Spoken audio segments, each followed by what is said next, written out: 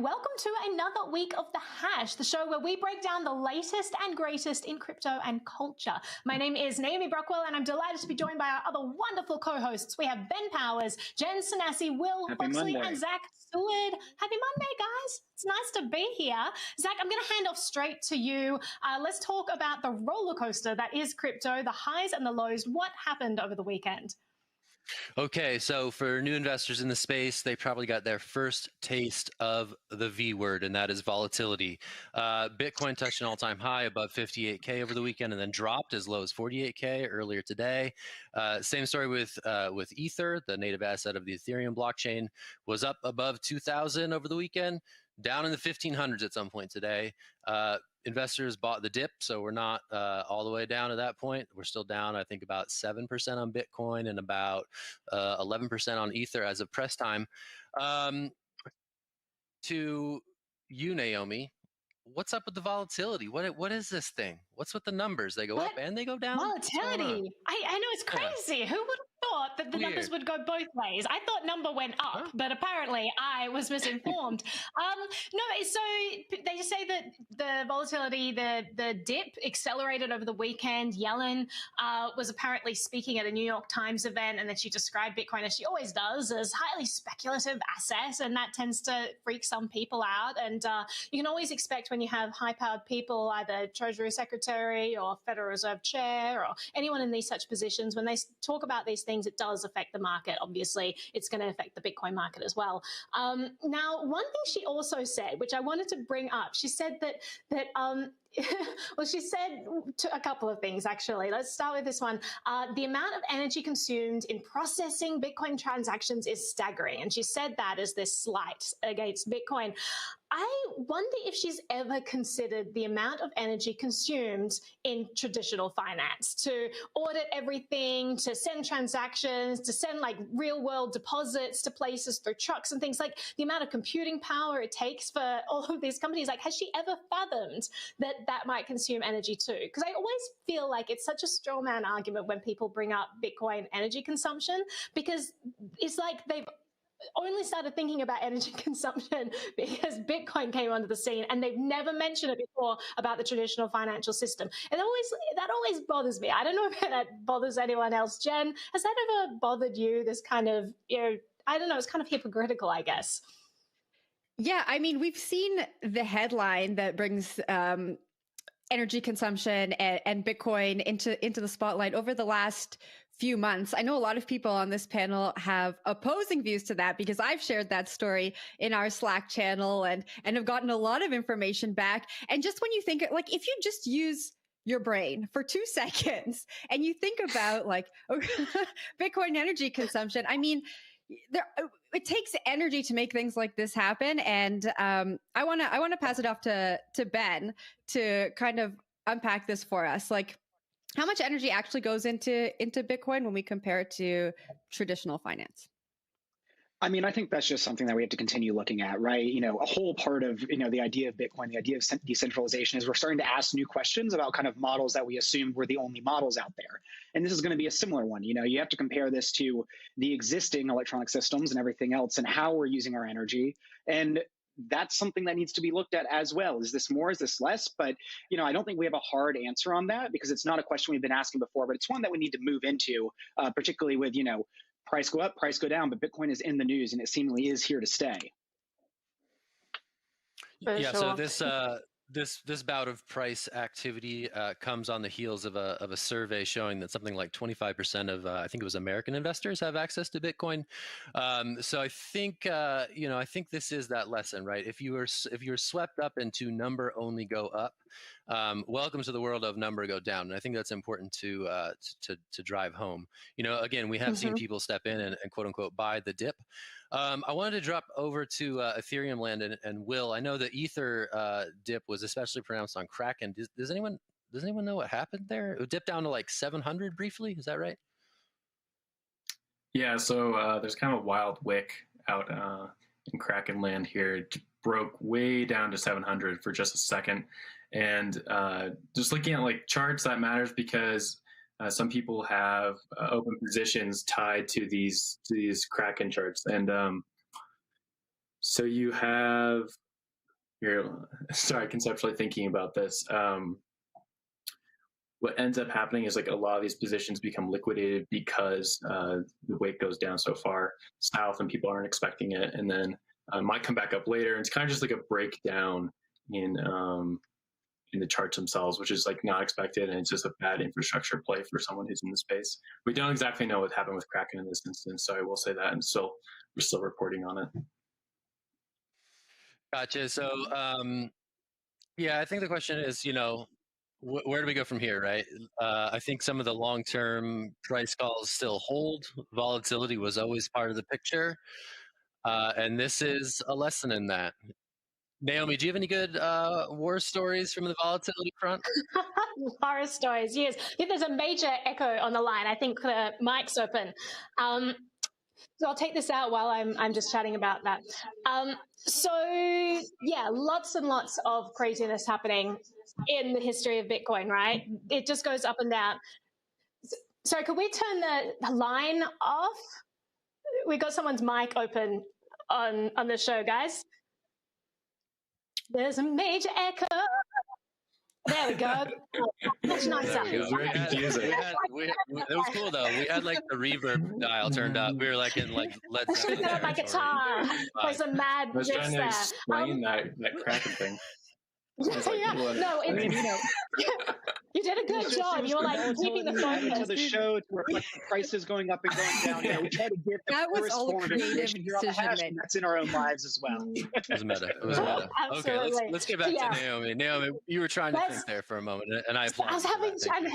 I was trying, but doing a terrible job. So yeah, major horror stories. I mean, if you've been in crypto since like at least the last 5 years or longer, like 8 years, you've dealt with like giant crashes. You got a crash for $1. You got the crash from $100. You got a crash from $1,000. I remember I got my boyfriend at the time into crypto, and it was like Black Friday in 2013, and it's like got up to $1,000, and everyone was like, God, and I was like, this is only ever going up. And so I was telling everyone like, get in here, and I remember that my boyfriend at the time got into it, and obviously we all know that crashed for years and years. So it spent like 2 years. It went down to like the 200s again.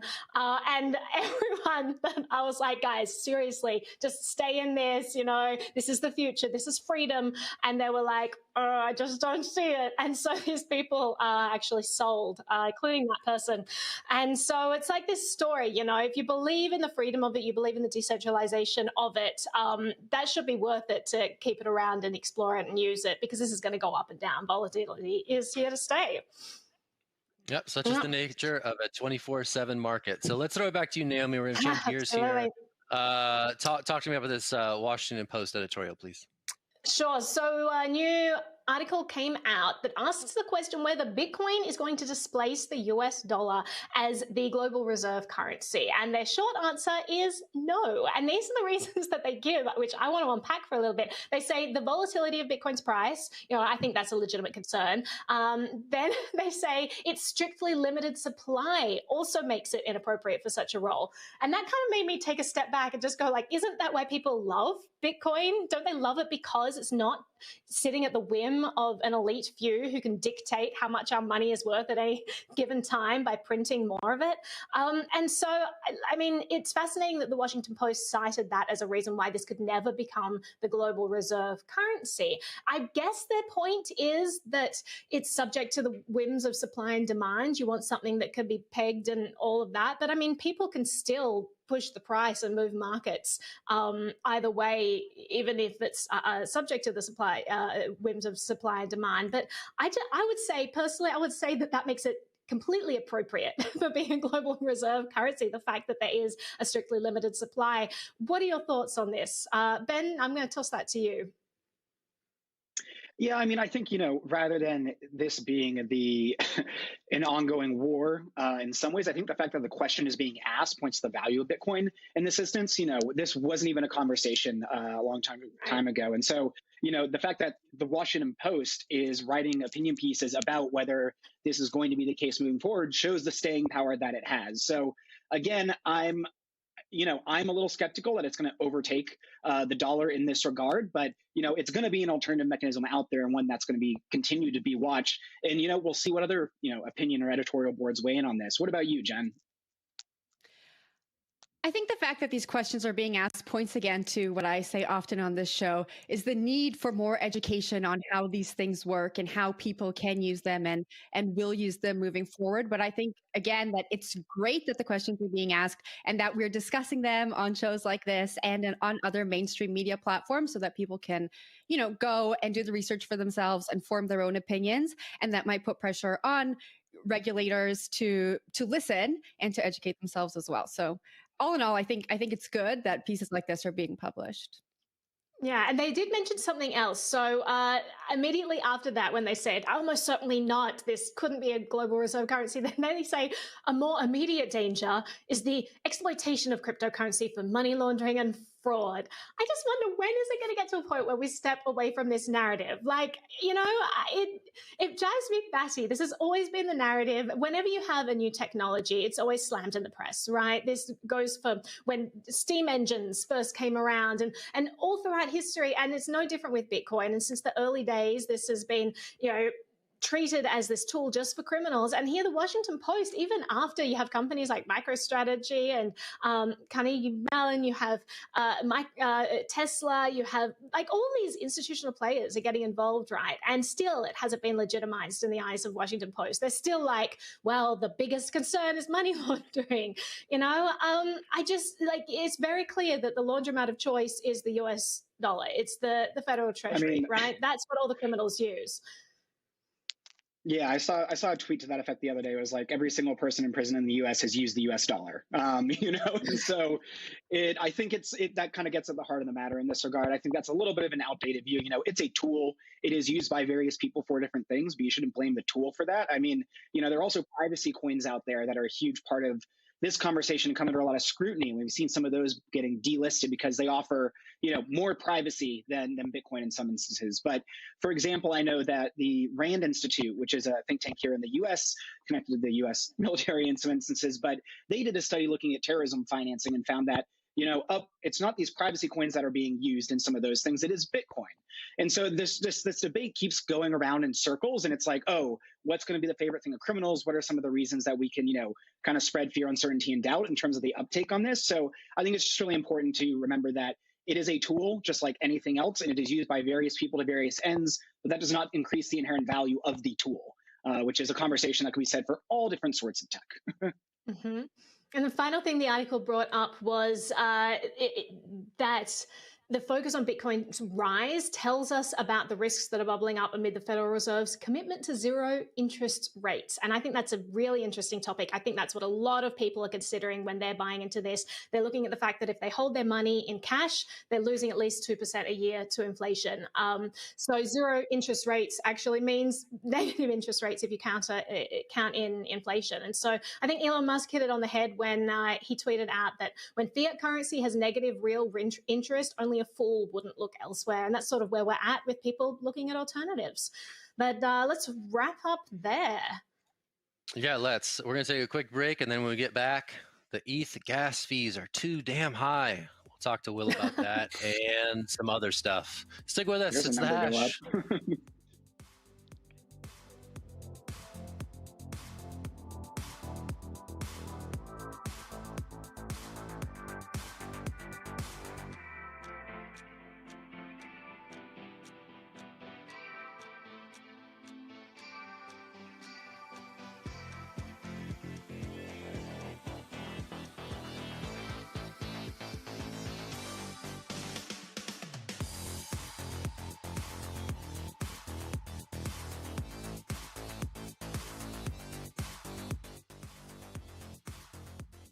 Welcome back to The Hash, where we unpack the latest and greatest when it comes to crypto culture. Well, Ken Griffin, one of the world's most respected hedge fund managers, had a lot to say about Bitcoin. Let's take a look.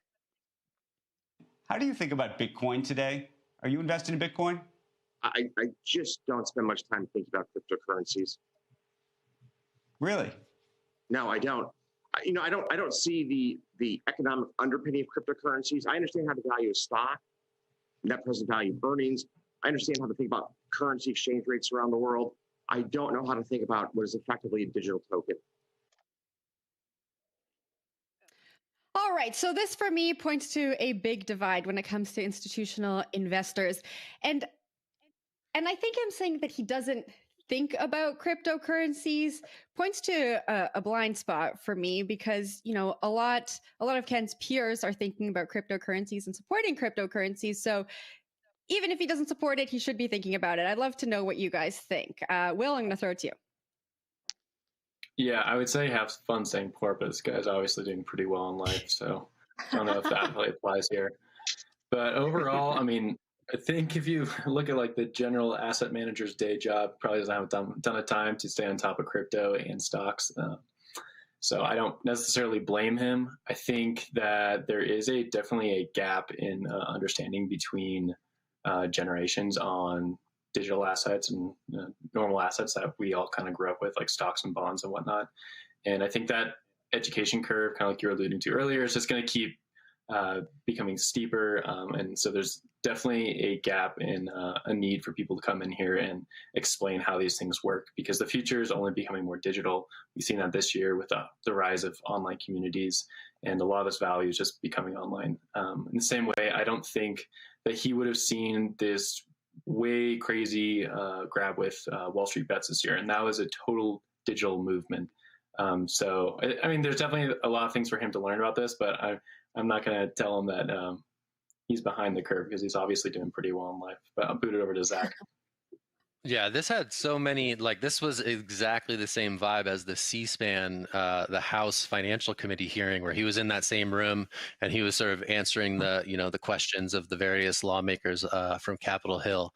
So I guess he seemed like very in the give me a yes or no answer thing that the lawmakers kept berating him with. If you guys were able to tune into that C-SPAN feed the other week or the other day or whenever that was. The other thing, hey man, credit to this guy. Like he doesn't know how to think about it. Like he doesn't have the time to think about it. Credit to him for just being like, hey, I don't know how to think about it. I think that's totally fine. I think it's better that than just kind of jumping on the bandwagon blindly. I would imagine that the whole Wall Street Bets episode and some of the other cryptocurrency action around that episode would get someone such as this guy thinking about Bitcoin and what his value proposition might be. And I think that's fine. I think CNBC is doing the service of asking every single suit who comes on their shows what they think about Bitcoin in recent weeks. And it's been really interesting to watch. So, that we get sort of the contrarian, hey, I don't think about it take. I'm fine with that. I'm okay with that. He can learn or not. And, it is what it is. That's fine. That's all I got. That's all I got. Yeah. No, I was going to say, I don't think cryptocurrency spends much time thinking about him, and obviously I always appreciate when you don't get a PR massage to answer, which this was not. There was no flat kind of telling him what to say here, because, we see all these people coming out and saying, oh, well, we might consider exploring the potentiality of this sometime in the near future.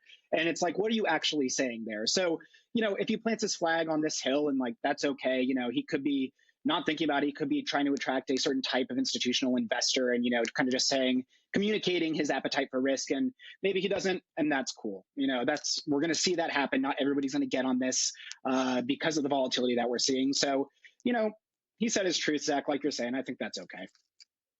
I think the question of the value proposition is a really important one. And I think a lot of people come from the mindset, especially if they're thinking in terms of US dollar, gold, et cetera, they sort of think as, gold was the thing that was backing the US dollar. What is the thing that's backing Bitcoin, right? Well, what's backing gold? Gold is the asset, right? And that's what people don't realize about Bitcoin. Bitcoin is the asset. And the value proposition is that it's this decentralized payment network, and it's an asset as well that could be sent instantaneously across the globe, and it can't be shut down. It's uncensorable. There's immense power in that, and I think a lot of people just don't recognize that, and it tends to be the older generations. You look at politicians and most of them have their assistants print out their emails for them, right? That's what we're dealing with here. So I think there is a big divide there, as you mentioned, Will, generationally speaking, and it's just going to come down to education, teaching people more about the digital world that we live in.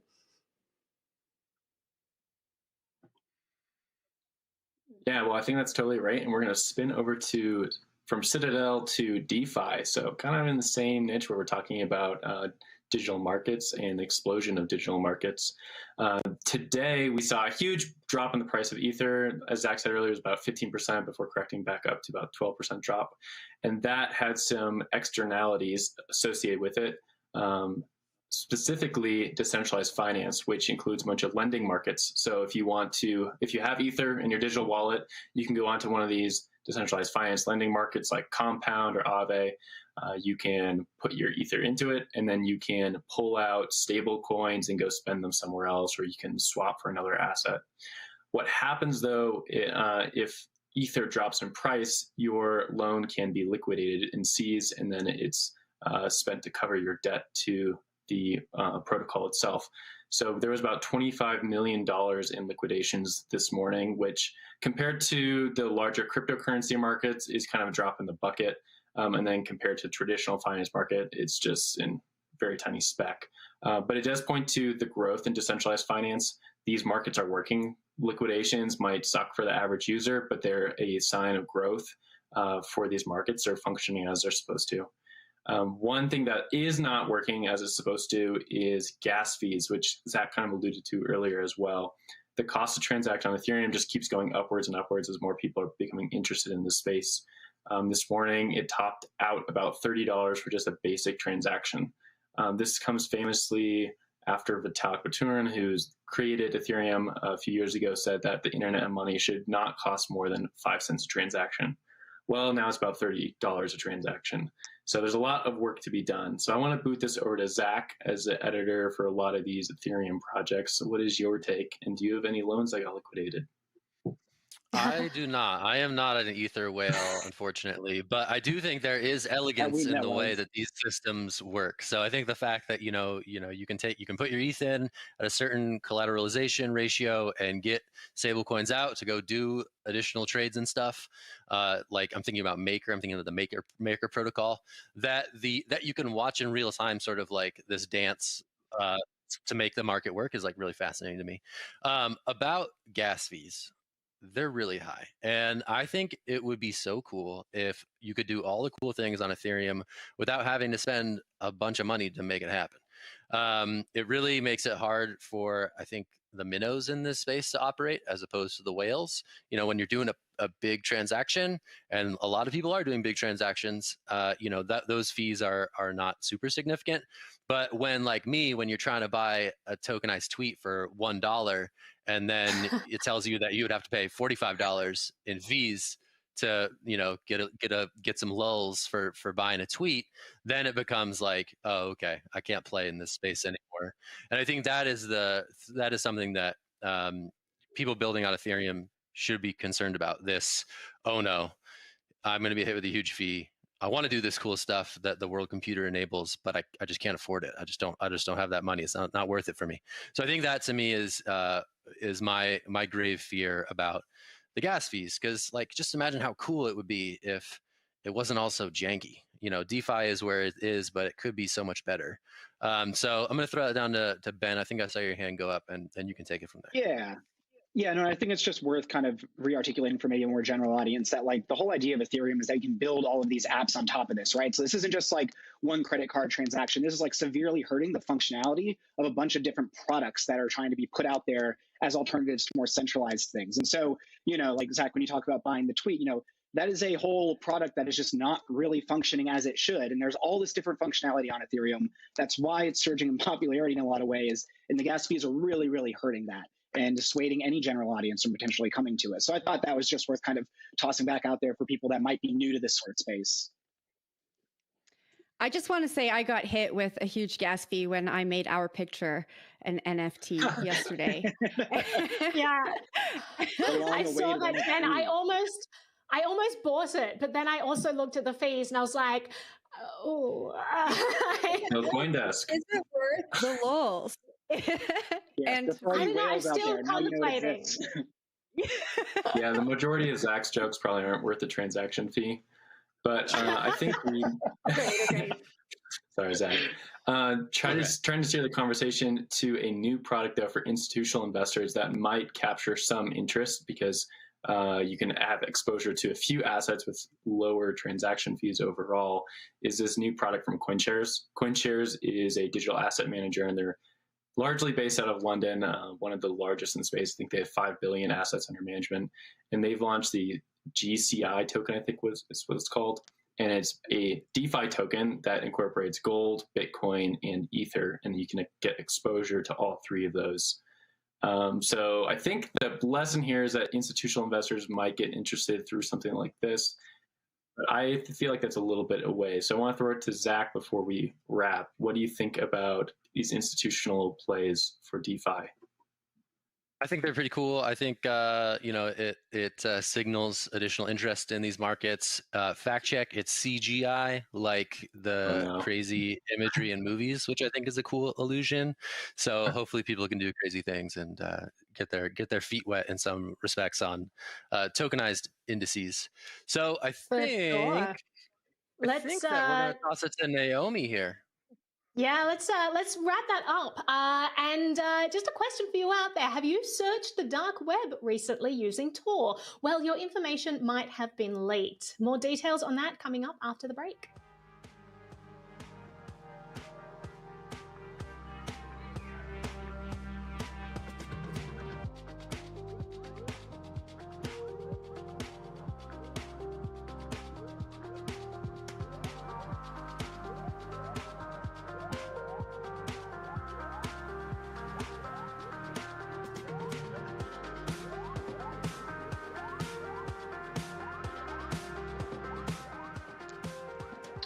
All right, so Brave, which is the ad-blocking, privacy-oriented browser that some people might be familiar with, has a thing called Tor mode. Now, Tor is more commonly referred to as the dark web in some ways, but this mode and this functionality lets you kind of easily browse that within your Brave browser.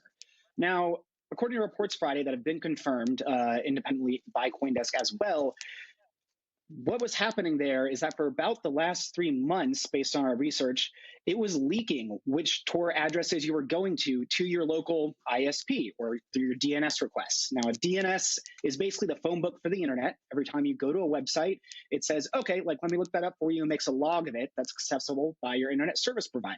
The whole idea of Tor is getting around that, so there is no record. But like I said, for the last 3 months, based on a bug that was in the Brave system, it was exposing what Tor addresses users were going to, which defeats the whole purpose of using it. So, once again, we're seeing some privacy concerns out there. But Naomi, I want to get your thoughts initially on this and what the implications might be. I think that people need to really just drill it into their heads that if they're presuming that what they do on the internet is secure, then this is based on false presumptions. Software inherently is incredibly buggy. It's full of holes. It constantly is. It is incredibly difficult to get something that's robust.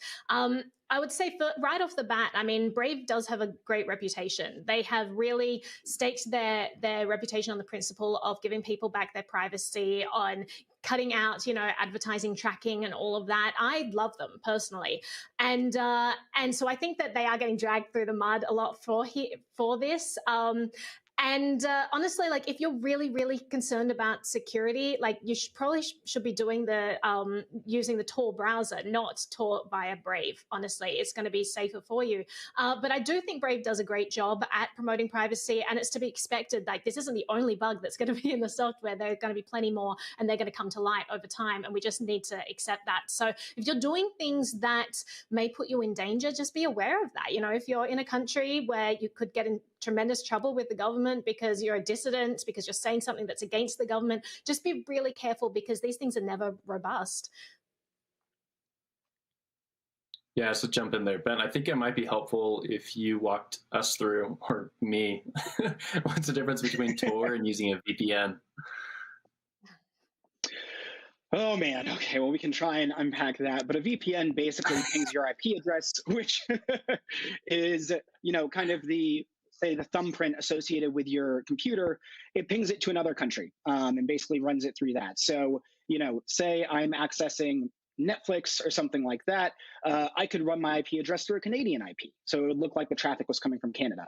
Now, what Tor does is it essentially pushes your traffic through a ton of different proxy servers in some ways all over the world, about 7,000 of them, such that it makes tracking you very, very, very difficult to do.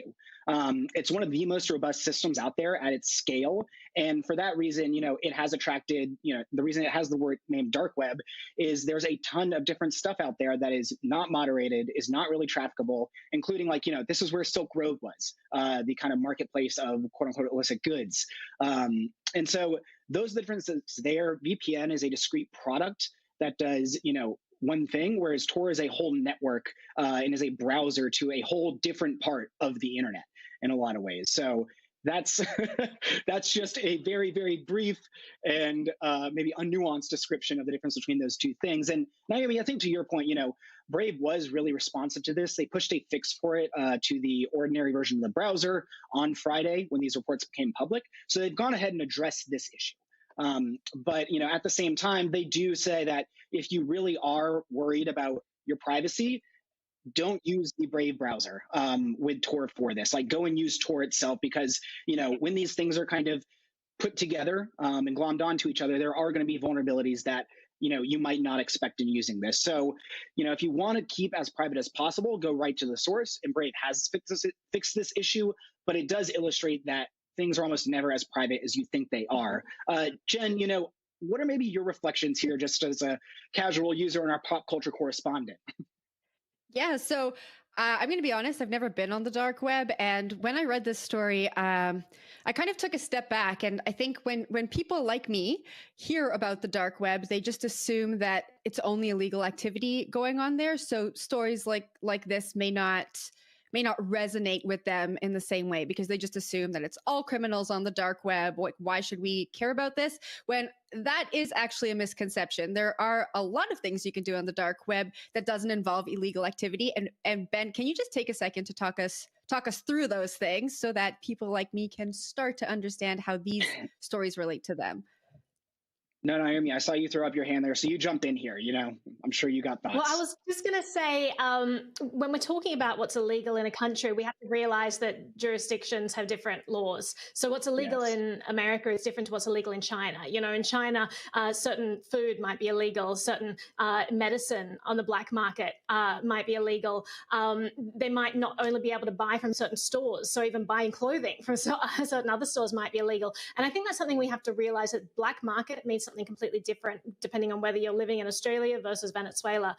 So buying and having tools that enable people to freely and securely purchase things or search for things on the black market are essential for a free world, because not every country is going to have, quote, good laws. You're not going to agree with all of them. They might persecute people of certain sexual persuasions. They might persecute people for other reasons. And so it's very important for people to have the ability online to have a private identity, to make private searches, to do private actions. So Tor is incredibly valuable for that. And it's important, I think, that people should familiarize themselves with that, because honestly, democracy can be lost pretty easily. So understanding technological tools that can keep you back your freedom no matter what happens in the political sphere, I think is important. Yeah, and I think that's a really important point. You saw Belarus shut down the internet when people were protesting the illegitimate elections there. You've seen India shut down parts of the internet in a variety of ways, and relation to protests that are ongoing. So dissent is not criminal, and tools like Tor really enable some of these things to continue and provoke a healthy conversation about what is right and what might be legal or illegal. Really well said. Thanks for the global perspective and the big thoughts. I appreciate that so much. That is the hash for Monday, February 22nd. Thanks, Naomi. Thanks, Ben. Thanks, Jen. Thanks, Will. Thanks, Zach. That's me. We'll see you tomorrow. Stick with us on CoinDesk TV at 3 p.m. We do all about Bitcoin. All right, everybody. We'll see you tomorrow. Bye. Bye. See ya.